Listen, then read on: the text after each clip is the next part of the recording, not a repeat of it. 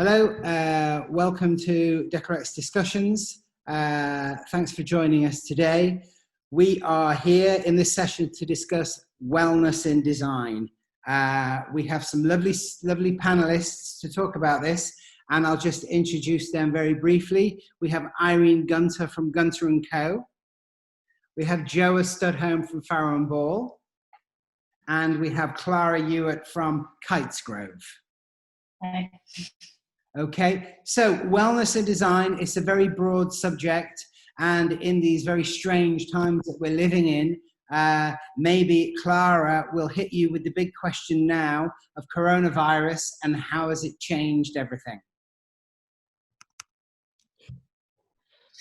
Sure. I think the main thing for me that the pandemic has been about is time, how we're seeing that differently. So I'm rushing home from the office. From a design perspective, hopefully this is going to sort of mean that we have more time to be considerate about the pieces we're choosing and the places we're using them, and hopefully favouring longevity rather than deadlines for moving dates and short-lived wow factor. Okay, and Irene, a question for you. With your design and architecture hat on, how do you feel people are now looking at spaces? Has that changed? Yeah, I think for us, the clients that we've started working with recently, they seem to be much more interested in making sure that the house works for them personally rather than just for resale. So we're seeing less bedrooms, less bathrooms, more specific rooms that work for them, whether that's a gym or a home office. And it's a question of just making it really individual rather than it just being a generic house that you come in the evening and leave in the morning. You're spending so much of your time there. You want to make sure it contributes to your personal well-being rather than it just being a box with rooms in it. Yeah, and Joa, let's finally get around to you. I mean, obviously, colour springs to mind when we think about you and Farrow and Ball. What words of wisdom do you have for us? Well, I think the interesting thing I have found about this sort of weird time is that actually we can use colour in a sort of slightly different way, because although our homes are still, I think we want them to be obviously to be our sanctuaries, we need to define the spaces more. So perhaps you have an airy space, hopefully, where you can work during the day, and in the evening perhaps you want to go somewhere more intimate and possibly sort of cozier, darker, stronger colours. So you can use colour so easily to do that, which is fantastic. And people are sort of wary of, oh God, getting out a paintbrush, when you're living in the home. But actually all our paints are, so environmentally friendly, and they don't smell, and it's very, very easy to wash the brushes and things. So actually it's a great thing you can do at home to enhance your well-being, actually, just to create these little spaces with colour. And I suppose with families all being at home all at the same time, personal space and some kind of escape is probably something to consider. For sure, yeah. I mean, cupboards suddenly seem to be in great demand, whether they are turned into a home office by painting them out in a colour, or letting kids paint colour inside their own wardrobes in their bedrooms, so that it's a little space for them to make them smile. Very small amounts of colour can really, really help. And I think that people are less concerned about the sort of flow through the house. Exactly as Irene was saying, they want it personalised for them. Yeah. And Clara, you mentioned storage earlier. Yeah. I know you're saying, Joe, you've had a lot of, making cupboards into features. Storage is always central to clients' requirements, whether you have unlimited space or London pied-à-terre, whatever it is, every inch needs to be used. And especially when you have hybrid multifunctional spaces where it could be a living room or a home office or a playroom, having decent storage that you can, compartmentalize and zone these spaces so that the toys can go away when you're working or the work goes away whilst you're playing. I think that's going to be even more important than usual going forward. Mm. And how, Irene, how are you finding the current situation with regards to work? Are you finding that everything just carries on, or has there been some issues? We've had issues, especially during April, whereby several of our live building sites had to be closed down temporarily, or the amount of people working on them had to be significantly decreased. So there's the managing of slightly nervous clients who might see their end date, disappearing into infinity and beyond.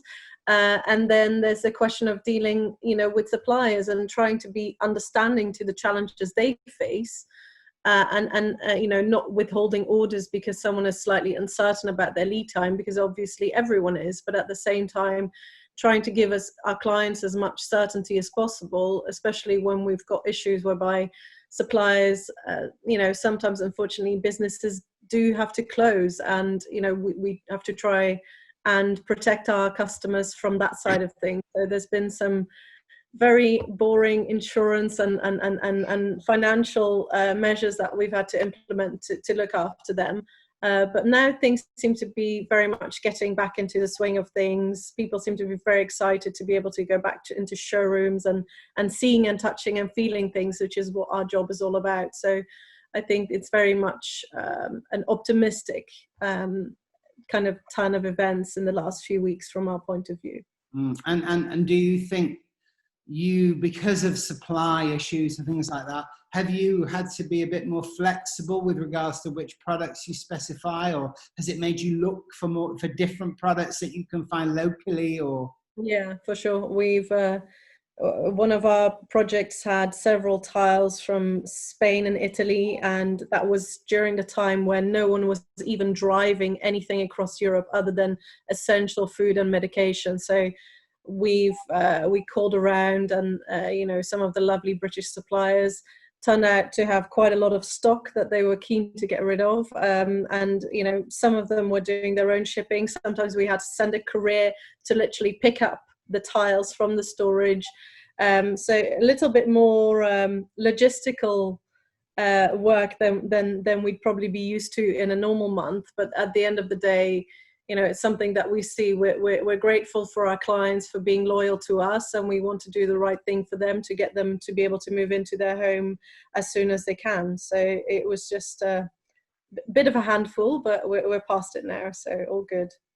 Clara, is that the same for you? Have you been kind of like mid project looking around for products, or we had separate. We had lots of products on the go, but I think the big difference is whether if you had a private entrance to a house or a full home, or whether that was a flat. Because for us, as Irene said, with the restrictions of how many people you can have on site, the other big restriction for construction work was obviously noisiness during the day. So as everyone's working from home, the last thing you want is your neighbour drilling. So that really took a bit of a hit when we were in those middle phases. But moving forwards now and able to get more people on site. The other thing was, as you said, with tiles of stone. We're so used to choosing slabs in Italy and they come over, but now it's been very much like we want to keep program momentum moving forward. So we've been using London-based stone yards to go and see what they have. It saves transport, it saves time. So yeah, there's always been some workarounds, but different to what we're used to, but still really positive and moving forward. And Joa, Yes. God forbid, your shops have been closed. I think some of them have reopened now, but I mean, I think obviously I didn't have that issue that you girls have had, but for my sanity as much as anything, I've found that actually doing little bits of painting here and there and improving things, or just doing things to make me smile. I've done that all the way through lockdown, possibly a little bit influenced by Grace and Perry's art club, but I've been painting on bed heads onto the wall in the kids' rooms, and making kind of big borders around mirrors, and all sorts of sort of fun things to do with paint and colour, which have really kept me very sane. And I've tried to sort of share them through various social media outlets with other people, so that they can kind of get on and do some stuff too. And we touched a little bit on working from home. Now everybody has been forced to work from home. Is that something that is going to, will people stop doing 5 days a week in the office now? Is it going to become the norm to work from home a few days a week? Joe? I would imagine so. I mean, I'm really always out on site. We're helping people, unless I'm kind of mixing colours, which obviously during lockdown has been, loads of fun. I've had a lot of time to do that. But yes, I see with my clients, people definitely will work from home. What's happened to the guest bedroom? I mean, won't exist anymore, will it? It's just become the office, I think, and can be coloured accordingly. I mean, that's my thing, is that I think colour can be very nurturing, especially at the moment. I think we want to feel quite protected. So all those sort of dark greens, I don't know if you two agree, but the sort of dark greens and things which feel very protective and feel very connected with nature, people feel very happy with, actually, within their homes. So as I say, it's creating sanctuaries, creating sort of little parts of the house which make you feel as if they're giving you a great big hug when you come home, but also possibly leaving the places where you work to be quite light and airy. And Irene, you presumably work in a team. You've got quite a team of people. Have you managed to communicate sort of from different houses and things, rather than around a table in the studio? To be honest, to a degree. In the beginning, I was very good at making sure that we had team catch-ups every day, but it's, there's nothing quite like just being able to sit across from each other and having a chat, whether, especially from like a social kind of connection point of view, whereby, we used to call each other every day at 12 to just have a chat. But it's so, it feels so staged. You're like, oh, I must think of something to discuss at 12 when I speak to everyone. Whereas when you're just in the office, it's like, oh, I saw this on TV. Oh, I love your new shoes. It's just all these little things that you say that you don't even realize create such a sense of connection and feeling like a team. And I have very much missed that. When it comes to actually doing the design work, there's a lot, to be said for, scanning something, adding a comment, PDF, all of that. But the main thing when it comes to physical samples, we have been, at least for the last 8 weeks, meeting in the office when we've had to, just to put the samples together and really make sure that in this light, in that light, how does it work in the halogen lit room, making sure it all works together, that we've had to do together, because it just doesn't work remotely. It's, you can, that's why I think people might end up working more from home, but definitely not 100% of the time, not in our creative industry, whereby teamwork is such an important aspect of it. Sorry, go ahead. Sorry. I think for client presentations as well, to be able to lay each fabric out and say, this is what your sofa is going to feel like, and this is what the cushion on it's going to be, and you just don't get that same tactile sort of connection, as it were, with how your house is going to be designed. So to sit in a room and also to have access to alternatives and different stones, and being able to be in person with people helps you to sort of present and sort of tell the story of your ideas so much better. So I think client meetings in particular, you can send a mood board or a furniture board, you get a good sort of look for the space, but to actually feel how it's going to be all together, I think is something that just has to be done in person. I mean, I've been working remotely a lot, doing loads of consultancies on Zoom or FaceTime or whatever. And although you can get down the detail, there's nothing like being with the person and seeing the light. Obviously, light changes if a cloud goes over, and it's feel, isn't it? You can sort of see it, you can get the information from looking down at your computer, but you can't feel it. And it's been really, really interesting, actually. I hope that a lot of it's been successful, but there is nothing like the real thing. There's nothing like being with that person.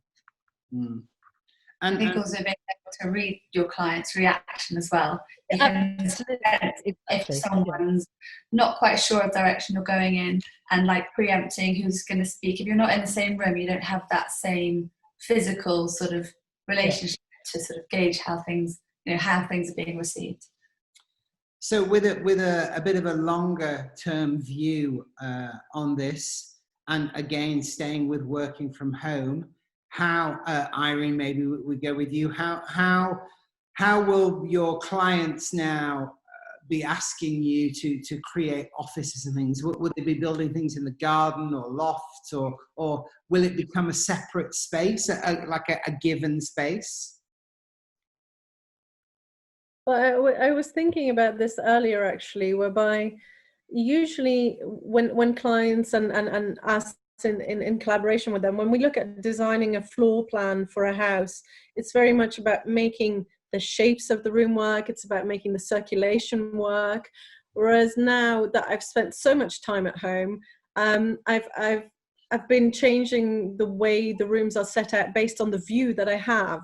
So I'm building our own large office space in a large garden studio, and before I would have just had a small skylight or something, and now I've put in an absolutely ginormous window which will look like a flat screen TV looking out on our garden.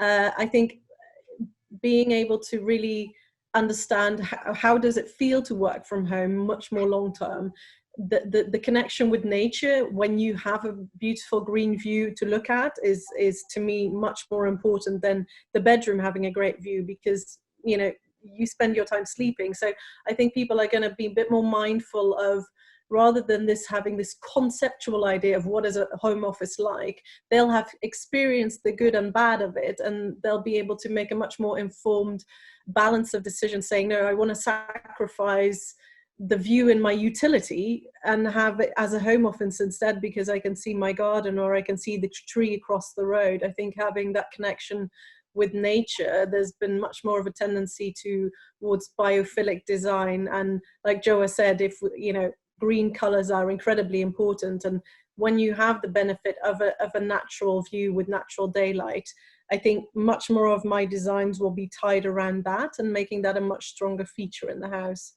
But I think it's actually good for the soul to have, as I said, yin and yang, to have to be in a light, airy space probably while you're working, and then to go into that darker space.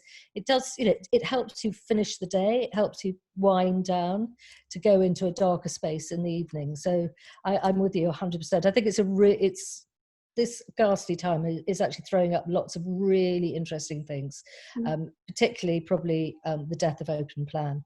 Yes. That's what I can see. Well, from my own experience, I didn't realize I lived in a house which was really just one big room, because it's so big. But actually, we suddenly realized that I've just been there with my husband, but we can't make a phone call without each other listening to it. And you need that private space. And unfortunately, you can't even do that with colour. Yeah.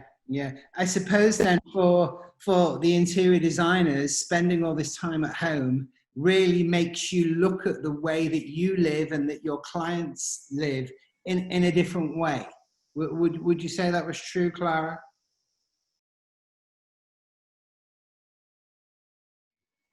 Sorry, do you mind repeating that? I lost your signal a bit there. Sorry. With you spending so much time within your own home, do you think it's changed the way that you think of how people design their homes and how they have working spaces and how they cope with having kids at home all the time and things like that? Can you not hear me? Yeah, I think one of the main things for me is lighting. The way I approached my own house was very much from a decorative point of view. So one pendant, a lot of low level for a cozy feeling. So wall lights and floor washers, and those are lovely when you come home in the evening and you set the scene, like what Joe said with the darker spaces. I don't think I've even put the spotlights on my house in the year I've had them. It's all about making that cozy feeling. But now looking back, and our guest bedroom, which is now an office, I wish I'd put spotlights in, because task lighting is so important, and being able to see properly what you're doing. And coziness plays a part, but if we are using these spaces in more practical sort of hybrid ways, then I think, yeah, lighting is going to be even more important, and moving away just from decorative and to really bringing functional into more rooms than we did before, Yeah, perhaps. for me, I'm really, really excited, because one of the things I was doing really purely for decorative reasons in the last, well, I suppose in the second half of last year, was to use a lot of gloss paint. I'm using gloss on ceilings to bounce the light around, just because I love that whole kind of utilitarian feel, sort of slightly below stairs feel. But now it's going to be worked to so many strengths, because, as you say, it is, it's very, very hard wearing, very durable, and it will bounce light around. So that, I'm really excited about that particular thing. I love using gloss paint and flat paint within one space, quite often on one wall, actually. So, I think the possibilities are huge. I think, although we're all feeling a bit gloomy, I think there are actually things to be optimistic about. Mm. We talked earlier as well about, we've all seen, and I think some of you are guilty of, the sourdough banana bread revolution. Is that changing the way that people want their kitchens to be? Irene? Yeah, to me, I moved into this house. This is the most flattering view of it. The rest is horrific. We're going to tear it apart completely. And we moved into this house, which was very compartmentalized, which is not what I was used to. But it means that at the end of each meal, whether I've had the energy or not to tidy up the kitchen, I can just close it behind me and leave it for later. And I think that's something more and more people will be looking to do, whether that's through sliding pocket doors, or maybe having a screen, or having the kitchen, completely separately. It just means that when you want to connect, you have the opportunity to, but when you want to just leave the mess and let the dishwasher do its thing, and the smell of the food goes everywhere, having that opportunity to shut that off separately, like Joa said, it's the end of open plan. I couldn't agree with that more. And I think through clever use of doors and screens and moving partitions, there's so many ways of still having that big open feel if you're entertaining and you have 10 kids running around at a birthday party. But on an everyday basis, people are designing more for how they actually live, rather than this dream ideal of a magazine shoot that it's just not the reality. Interesting. Don't you think it's great that we all like different things? I mean, that, for me, this is what's going to be so wonderful, is that we don't have to have that, the sort of ubiquitous West London grey house anymore. We can do what we want to do, what makes us feel happy. And that's what makes the world a lot more interesting, I think. Well, I think that's what wellness is all about. There's a lot of there's a lot of science behind wellness. When we look at wellness at a house, we look at the acoustic insulation, how well do the blackout system works. There's a lot of science behind it before you get to the fun stuff. But at the end of the day, wellness is all about what works for you as a private individual, and that might be completely different to the next person. And I think at the end of the day, that's why all of us have a job. That's the Yeah, I think for me, well-being is you touched on the science. For me, any design always starts with the layout. It's how you detail those feelings. So whether it's the ergonomic design of your bath, or the distance between your kitchen island and the unit, so that you can walk through it without feeling like the furniture is interrupting you. Things have to sit in the background so that you don't feel sort of, like things are on top of you. I think that's really important. Yeah, one of the things that we look at to make people feel much more connected to their house is having a really good understanding of what is the architectural language of that property. So when you look at the outside of the house, when you step in through the front door, that there is some connection, some sense of continuity. And I think especially in hospitality design, they've completely gone the other way, whereby it's really exciting to walk into a restaurant that looks super traditional from the outside and is this crazy modern box on the inside. That's fun and surprising, but for your home, it doesn't give a sense of connection, it doesn't give a sense of comfort. So we usually look at things like, you know, reinstating original covings, moldings, architraves. And that doesn't mean it all needs to be old fashioned. It just means it needs to have a hint to what was there before, and how does that home really make you feel safe and give you a sense of belonging. And the whole architectural language is really important in that regard. Yeah, I mean, I'm always trying to explain to my clients that you have bought the property you bought, particularly about light. You can't fight the light you've got. So it's never, I think it's very rarely a sort of negative, the light. But you have to work with it rather than fight it. So, you know, smaller, dark spaces are better being painted in, you know, sort of stronger colours to make little sort of jewel-like spaces. Because if you paint a small, dark space white, you'll just end up with a dull space. So I think for me, that's one of the most important things, is to explain to people they have to be aware of the light, how the light works. And surely if they've been in their homes all the way through lockdown, they will be more aware of that, I think. Okay. I think we're coming to the end of our time. This has been absolutely fascinating. In one sentence, can you tell me, maybe Irene first, can you tell me your prediction for the future?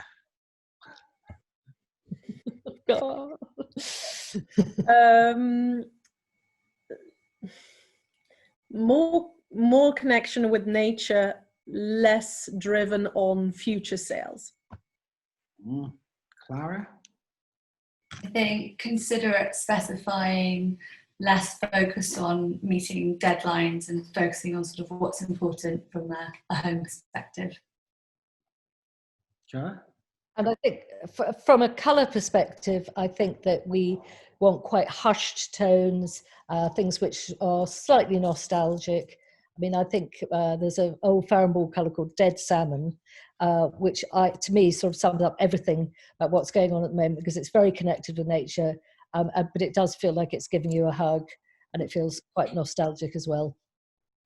Great. Okay. Thank you very much. This has been a very pleasant Decorex discussion. Thank you for your time, and we'll talk soon. Bye-bye. Thank you. Bye. Bye.